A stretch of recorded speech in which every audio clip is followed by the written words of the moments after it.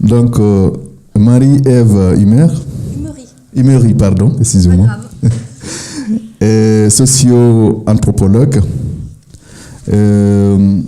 docteur en sciences de la société, école de hautes études en sciences sociales, école normale supérieure, Paris, diplômé en histoire de l'Afrique et en études africaines, Paris Sorbonne Panthéon, diplômé en communication et en sciences de l'information et des communications à Paris 3 Sorbonne Nouvelle. Aussi diplômé en communication écrite, plus précisément en édition. Ça, c'est à Paris 5, René Descartes. Spécialiste sur l'écriture, l'éducation, l'alphabétisation en Afrique subsaharienne. Elle a exercé comme consultante. C'est une personne ressource. Elle est évaluatrice dans ce domaine. Elle est également dans tout ce qui est question de jeunesse, éducation, citoyenneté et migration dans les quartiers populaires en France. Elle a enseigné dans de divers centres de formation et universités. Elle est actuellement formatrice chercheur à IRTS, c'est Institut régional du travail social, d'Île-de-France, Parmentier. Filière éducateur spécialisée, elle est chargée de formation en innovation sociale. Elle co-dirige aux éditions Presse Parmentier Harmattan la collection Arène internationale, c'est-à-dire c'est la dimension internationale de l'intervention sociale. Voilà, merci beaucoup. On vous donne la parole. Si vous avez quelque chose à rajouter, Bonsoir. si c'est que vous faites aussi. C'était tellement long, vous auriez juste dû dire mon nom et en même temps, si ça laisse le temps à la technique de se mettre en place, c'est très bien. Voilà, donc d'abord, évidemment, merci à Tawangal de m'avoir invité pour faire un petit retour sur mes travaux de thèse qui remontent à quelques années pour moi. Donc, j'avais envie de commencer. Mon projet était de vous présenter un court film sur ma thèse. Et c'est un film qu'on peut voir sur Internet. Et justement, c'est ce qu'en régie, ils essayent d'arriver à faire pour qu'on puisse le projeter. Et je voulais interagir avec vous à partir du film. Je trouvais ça intéressant, plutôt que de vous faire un exposé très académique, plus ou moins rébarbatif sur le mouvement Poulard. Je trouvais ça plus intéressant de faire une synthèse hyper synthétique, puisque le film ne dure que 11 minutes. Et à partir de là, de voir ce qui spontanément résonne chez vous et que je puisse après développer tel ou tel aspect. Donc je ne sais pas si ce projet, la forme que je voulais donner à ce temps ensemble va pouvoir se vivre de cette façon-là ou pas. Si c'est pas le cas, je vais improviser en revenant sur différentes facettes de ce que j'ai étudié. Mais avant de voir comment on va pouvoir faire les choses, j'avais envie tout d'abord de réagir spontanément à la fin. Je suis désolée, je ne pouvais pas être là toute la journée, donc je ne sais pas trop ce qui s'est dit, ce qui s'est vécu, mais sur la fin de l'exposé de l'intervenant qui me précédait, j'ai vu sur le diaporama un Ondiarama. Et j'ai bondi dans la régie en voyant Ondiarama écrit comme ça. Pourquoi ? Parce qu'on parlait de l'INALCO à l'instant. J'ai fait un dulco de Poulard à l'INALCO pour pouvoir travailler sur ma thèse. Et je me suis donc penchée sur ma thèse sur la question de l'écriture de la langue peul. Et j'ai donc appris le Poulard avec la graphie romaine adaptée, ce qu'on appelle l'alphabet dit de Bamako, qui a pu subir quelques modifications et qui n'est pas appliqué de la même façon partout, mais c'est quand même globalement à cet alphabet qu'on se réfère quand on écrit la langue peul. Or là, le Ondiarama a été francisé, et moi j'ai été acculturée, c'est-à-dire habituée à écrire le Poulard en Poulard et pas en français. Donc voilà, pour moi, Ondiarama, on écrit Diarama, avec J, 2 A, voilà, c'est pas du tout la même écriture. Bref, c'était une petite anecdote pour introduire à la question justement de l'écriture de la langue peul. Alors, en quelques mots, est-ce que vous pensez qu'on va pouvoir du coup voir le film ou pas, monsieur ? C'est en bonne voie ? D'accord, bon, bah, c'est une bonne nouvelle. Donc, je peux du coup peut-être juste introduire un petit peu sur ce film. Donc, j'ai fait une thèse à l'École des hautes études en sciences sociales et à l'École normale supérieure. C'est une formation doctorale conjointe en sciences de la société que j'ai consacrée du coup à cette question de l'écriture de la langue peul, spécifiquement au Sénégal. À l'origine, mon projet de recherche portait sur le Sénégal et la Mauritanie. Je savais ce que je faisais évidemment en choisissant la Mauritanie, à savoir que je prenais des risques quant au fait que mes travaux ne puissent pas se passer dans de bonnes conditions. Mais mon hypothèse scientifique, c'était qu'il était intéressant de comparer la situation de l'écriture de la langue peul dans des villages. Vous savez que vous savez ou vous ne savez pas, dans la vallée du fleuve Sénégal, on a très souvent des villages qui existent de part et d'autre du fleuve, sur les deux bangues, sur les deux rives du fleuve. Merveilleux, Victoire, bravo. Et du coup, mon hypothèse était que je pourrais... Attends, pas maintenant. Je peux stopper ? Voilà. Juste que j'introduis pour l'instant, si c'est possible, voilà. Donc, l'hypothèse, c'était que j'observerais probablement des choses différentes dans les villages côté mauritanien et dans les villages côté sénégalais. Et je vous fais un signe si vous voulez bien, hein ? Merci. Donc j'ai retenu des villages qui effectivement étaient sur les deux rives du fleuve. J'ai obtenu toutes les accréditations officielles possibles du consulat de France en Mauritanie, du doyen du rectorat, je ne sais plus, de l'université de Nouakchott, etc. Enfin, j'ai pris toutes les précautions requises pour pouvoir faire mon travail en Mauritanie. Et je me suis présentée bien sûr aux autorités locales, aux sous-préfets. Et au bout de 3 jours en Mauritanie, on m'a expulsée avec mon équipe puisque j'avais recruté des personnes pour développer mon étude. On nous a expulsés manu militari, kalachnikov en main, retour sur la pirogue, direction Sénégal. Donc j'ai dû me résigner à ne travailler que sur la rive sénégalaise. Mais sachez, pour la petite histoire, que scientifiquement parlant, ça n'a qu'un sens modéré de considérer des villages sénégalais comme si le Fouta était coupé en deux. C'est une région où l'histoire, la sociologie est commune aux deux rives, même si les histoires nationales sont différentes et qu'il y a des effets de ces histoires nationales différentes sur le militantisme poulard potentiellement. Mais il y a aussi beaucoup de liens. Bref, donc là je vous présente ce petit film qui dure 11 minutes pour 12-13 ans de recherche. Donc on peut le passer maintenant et puis je vous laisserai réagir ensuite et on pourra revenir si vous voulez davantage en détail sur l'histoire de ce que j'ai appelé le mouvement poulard, autour de justement l'engagement pour l'écriture de la langue peul, donc l'alphabétisation, qui s'appuie aussi sur de l'édition. Je vous laisse regarder. Bon visionnage. À tout à l'heure.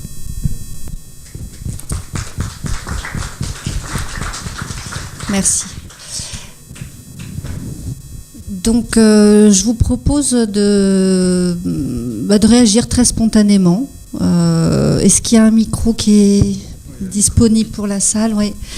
Et puis après, j'irai dans le sens de ce qui vous intéresse. Enfin, j'essaierai de répondre si je peux. Et puis, on pourra développer tel ou tel aspect si vous avez envie qu'on s'attarde particulièrement sur certaines choses en plus de vos questions. J'ai pas bien compris. Vous êtes expulsé en Mauritanie comment ? Moi, je suis mauritanien. La question, c'est quoi dans votre comment ? Comment ça s'est passé ou... C'est très. Ce que j'ai dit tout à l'heure, c'est que donc j'avais pris toutes les précautions pour légaliser, entre guillemets, ma présence sur place et le cadre de mon travail d'enquête de terrain.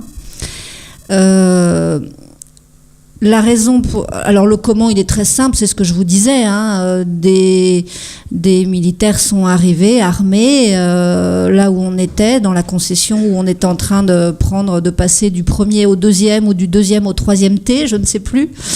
Et puis ils nous ont dit direction Sénégal, hein, vous ne restez pas là. Donc on a rembarqué nos affaires, ils nous ont mis dans la pirogue et puis voilà, l'histoire s'est arrêtée là. Après, en termes de grille de lecture de ce qui s'est passé, je savais bien, avant de venir, connaissant un peu quand même l'histoire de la Mauritanie et du Fouta en Mauritanie, que je m'exposais à ça, bien sûr, et c'est pour ça que j'avais pris le maximum de précautions. Voilà, ce qu'on m'a fait comprendre très clairement, c'est que même le sous-préfet, hein, quand je suis allée le rencontrer avant de rester au village, m'a dit que je n'avais pas choisi les bons villages. Enfin, il ne me l'a pas dit comme ça, hein, mais il m'a dit pourquoi vous iriez pas voir là plutôt dans tel autre village, voilà.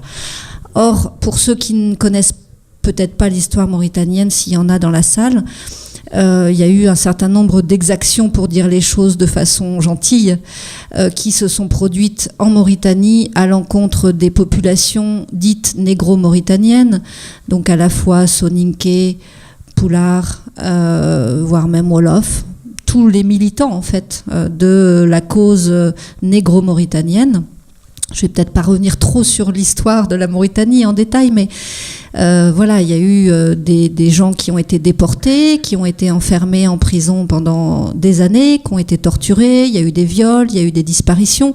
Donc, et puis il y a eu ce qu'on appelle les événements de 89, bien sûr, donc où les populations de part et d'autre ont dû changer de rive et où il y a eu des morts, où on a tiré à vue sur les gens qui traversaient le fleuve, etc. Donc c'est une zone et des relations entre la Mauritanie et le Sénégal qui n'ont pas toujours été très légères. Et donc, probablement qu'effectivement, je n'avais pas choisi les bons villages. Moi, j'avais mes critères scientifiques. Or, il avait dû se passer trop de choses dans ces villages-là pour qu'un blanc ou une blanche vienne mettre son nez. Tout simplement. En plus, il se trouve que mon sujet est quand même un sujet très dérangeant.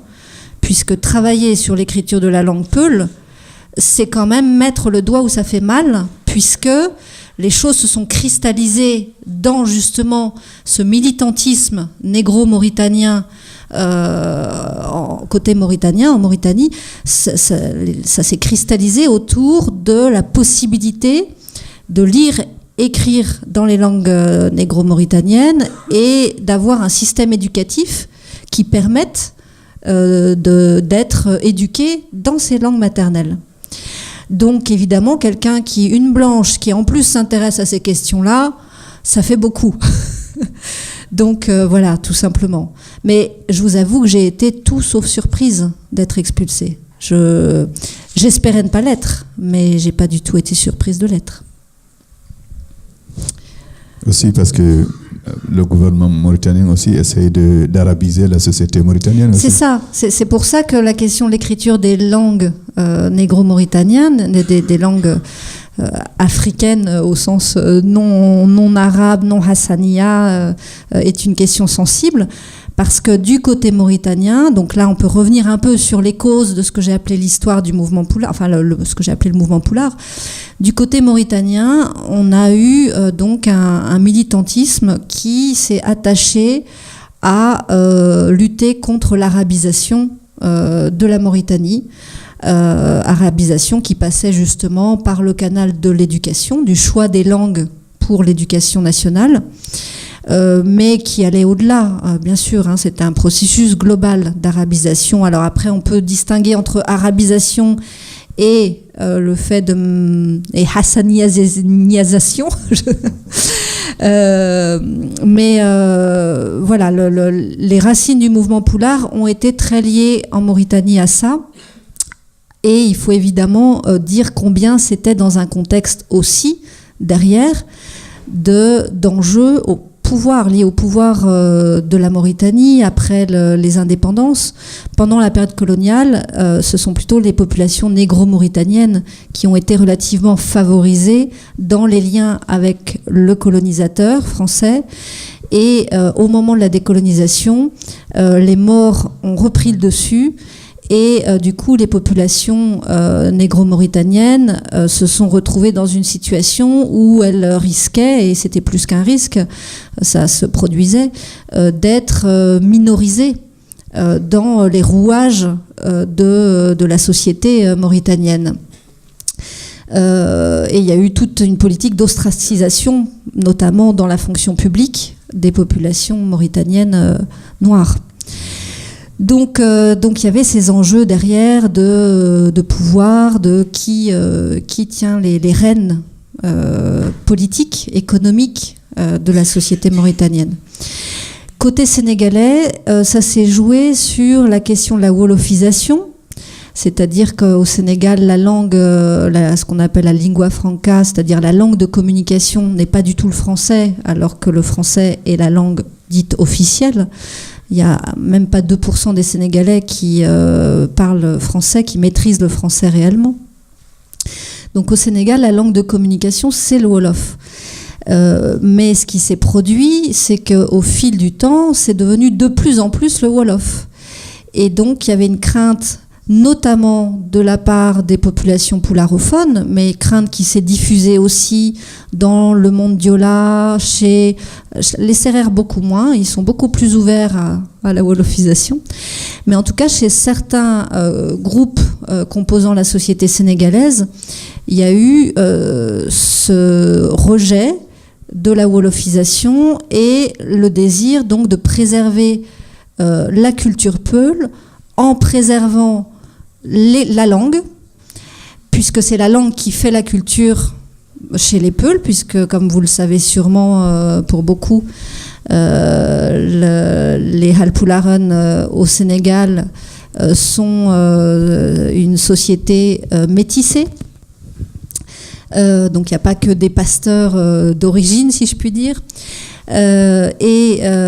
Donc d'origines diverses, de guerriers, de Wolof, de Sérères, enfin il y a plein d'hypothèses historiques sur l'histoire ancienne des Halpularen, mais c'est une société finalement qui se retrouve bien à travers bien sûr la Poulakou, c'est-à-dire l'ensemble des valeurs qui font le monde Peul, auquel se réfère le monde Peul, mais aussi essentiellement à la langue.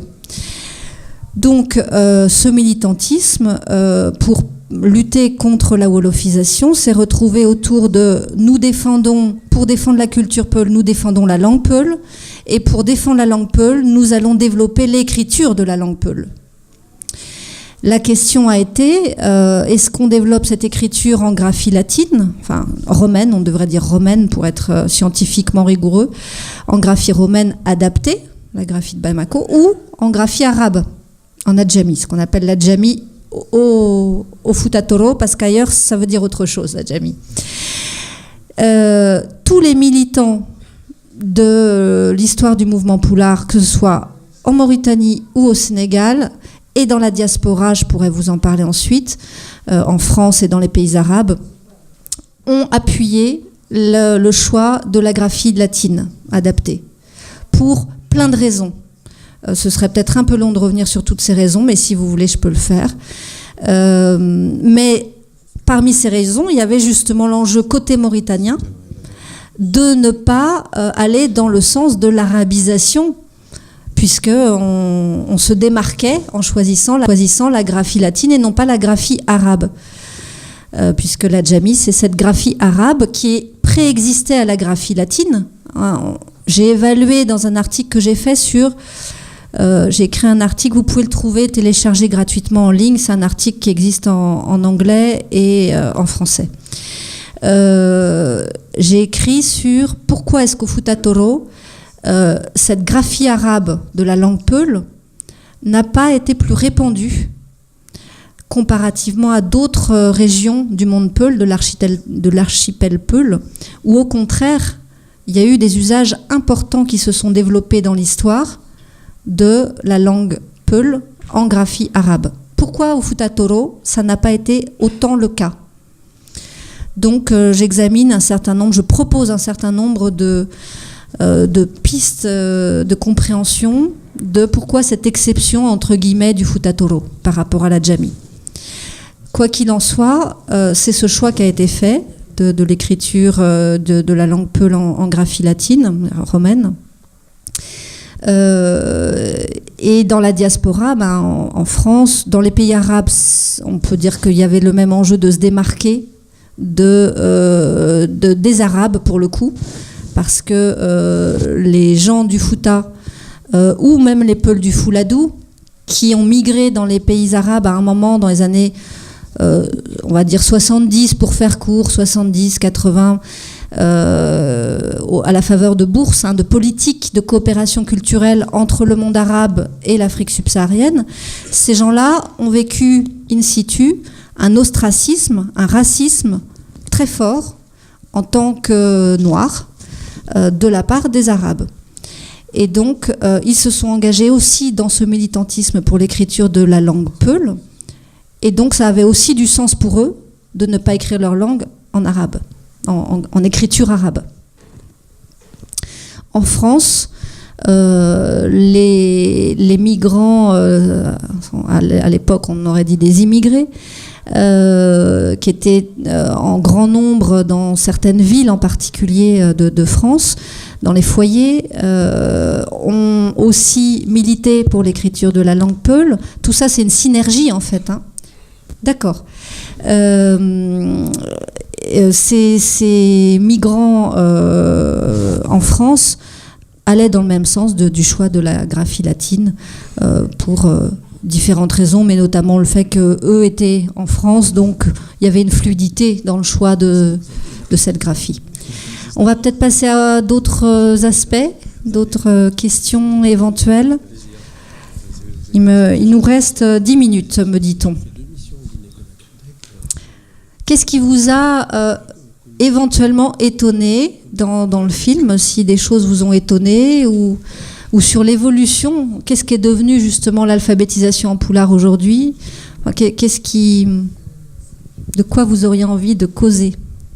Quelqu'un?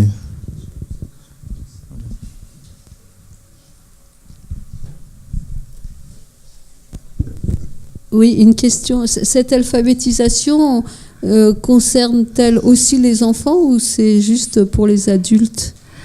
Alors, généralement, quand on parle d'alphabétisation, on parle d'adultes. Donc, c'était plutôt à partir de 14 ans qu'il pouvait y avoir des apprenants qui suivaient des cours d'alpha. Mais l'alphabétisation s'est adressée souvent à d'anciens enfants devenus plus grands qui n'avaient pas pu bénéficier d'un parcours scolaire à l'école publique ou dans la filière coranique, puisqu'en fait j'ai étudié les 3 filières socio-éducatives pour comprendre un peu ce que ça dit de la société peul d'écrire dans sa langue et comment ça s'inscrit dans un contexte complexe où on lit et on écrit également en arabe pour des activités liées à la sphère religieuse, mais aussi liées à la position sociale, tenir sa position sociale pour les torobés, les clercs, les religieux, et où bien sûr il y a la filière du français, l'école, qui permet à la fois l'accès à la migration internationale, l'accès à une ascension sociale au sein du pays, au Sénégal. Voilà, en gros, pour faire court. Donc, il n'y a pas en principe de programme d'alpha ouvert à des enfants vraiment enfants. En revanche, les laissés pour compte, si je puis dire, des autres filières socio-éducatives ont pu investir le champ de l'alphabétisation quand ils commençaient à avoir 14-15 ans. Ce qui n'exclut pas que beaucoup de gens au Fouta sont des pluri-lettrés, des pluri-éduqués, c'est-à-dire un peu de Coran comme c'est généralement le cas, et puis ensuite l'école ou pas l'école, et puis ensuite de l'alpha pendant ou après, ou tous les parcours sont possibles. C'est ce que j'ai essayé de décrypter justement. Et j'ai notamment essayé de comprendre s'il pouvait y avoir un lien entre le groupe statutaire, c'est-à-dire le fait d'appartenir à telle catégorie sociale ou telle autre, des nobles, des artisans laudateurs ou des esclaves descendants d'esclaves, et le fait d'être plus ou moins alphabétisé en poulard. Et donc, comme on le dit là dans le film rapidement, il se trouve que l'alphabétisation a été bien investie par les descendants d'esclaves ou esclaves. En tout cas, dans les villages où j'ai travaillé, parce que je pense qu'il faut se réserver de généralisation. J'ai choisi 2 villages différents, voisins, pour voir quelles étaient les différences, justement. Et la société poulard étant très complexe, je me réserverais bien, tout anthropologue que je sois, de faire de quelconque généralité. Mais dans les villages que j'ai étudiés, il se trouve que ces populations-là, esclaves descendants d'esclaves, ont bien investi de l'alphabétisation en poulard, de même que les femmes, de même que les jeunes, comme on le dit dans le film. Quand les ONG se sont retirées, puisque le mouvement existait avant l'arrivée des ONG, pour remettre dans le contexte, les ONG sont arrivées à un moment où on a fait de la vallée du fleuve un laboratoire d'expérimentation en matière d'hydro-agriculture. Et à ce moment-là, certains villages ont conditionné l'implantation des ONG au fait qu'ils mettent en place des activités d'alpha. Dans d'autres villages, ce sont les ONG qui ont pu le faire aussi d'elles-mêmes. Il y a eu différents cas de figure. Mais ce qui était dit dans le film aussi très bien, c'est que le problème, c'est que ça a cassé l'engouement pour l'alphabétisation poulard, l'arrivée des ONG, puisque le militantisme, qui était un militantisme gratuit, si je puis dire, culturel, identitaire, est devenu une opportunité de gagner de l'argent en étant alphabétiseur.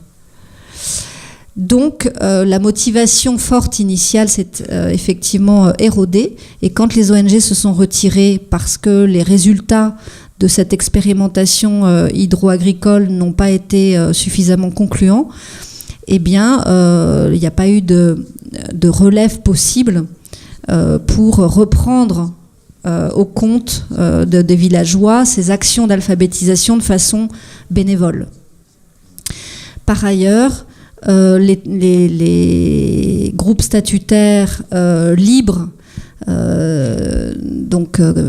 et notamment les Torobé, mais pas que, ont profité, si je puis dire, de ce moment-là de retrait des ONG pour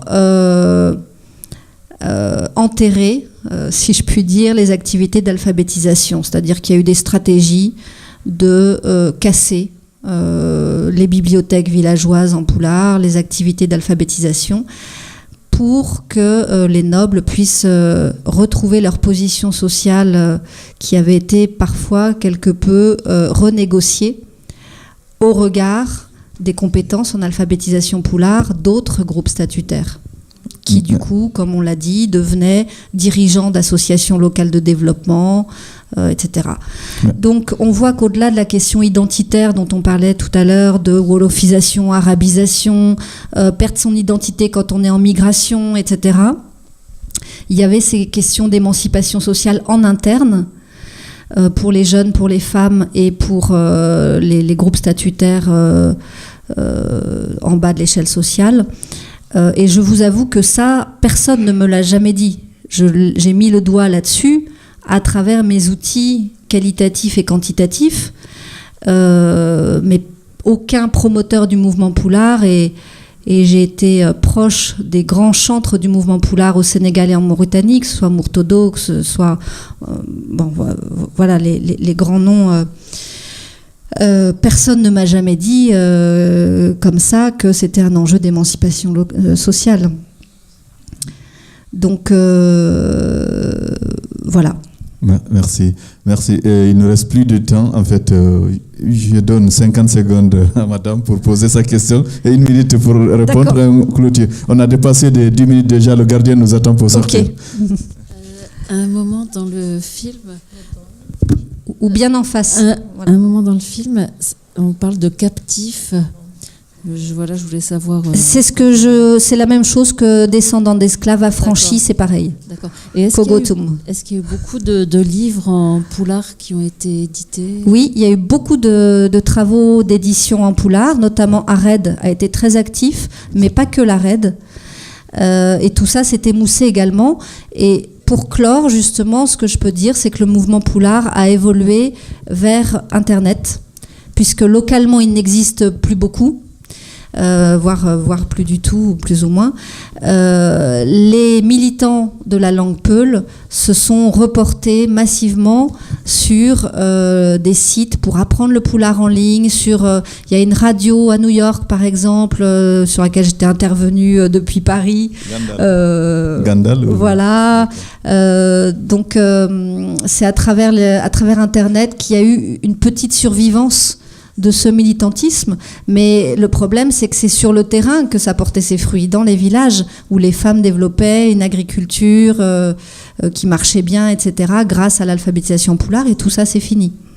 Merci beaucoup, merci vraiment, et je vous remercie d'être venu. Voilà, vous pouvez applaudir. Merci à vous. Alors, en France, il y a beaucoup de livres en Fulfulde si on veut apprendre. Donc, vous pouvez vous approcher de l'INALCO, l'Institut national de langue et civilisation orientale.